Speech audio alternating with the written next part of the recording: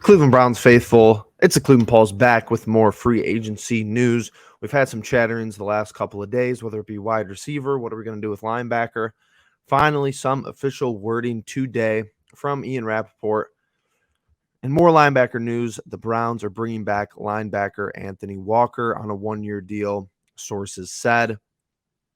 Now, this is interesting for a couple of reasons. I think this is interesting. Obviously, we need the linebacker help. Obviously, Anthony Walker, locker room guy, leader. He's been a part of this franchise the last 2 years. Serviceable, I think, as far as a linebacker. He's not a standout. He's not a schlub, though. He's a good tackler. He's a sure-handed tackler. He's somebody who has played with the organization, so it's always good that you could retain talent. However,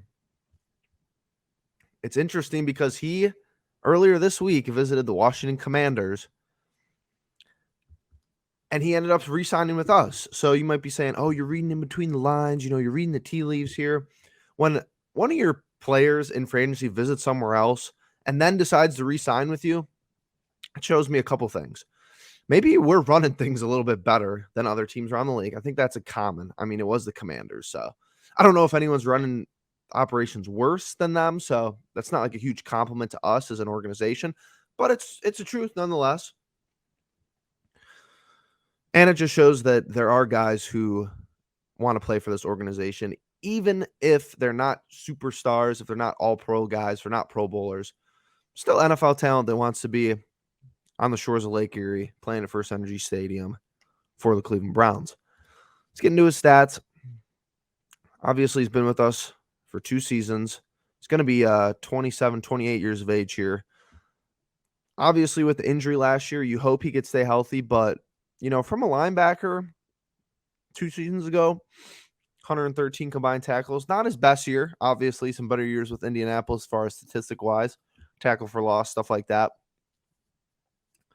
He gives you some depth, though. He gives you some linebacker depth. I still don't think we're done at that position. Believe it or not. I think you add somebody else up front, whether it's another edge who's actually starting caliber, if it's a trade, if it's anybody in the linebacker market. I still think you need one more person. Obviously, we need pieces offensively, I think, wide receiver-wise, but there's some rumblings on that side of the football as well. Just a quick video here today. I think it's cool that A-Walk is back in the land. Just hope he remains healthy. Hope that his timeline is okay for the beginning half of the year.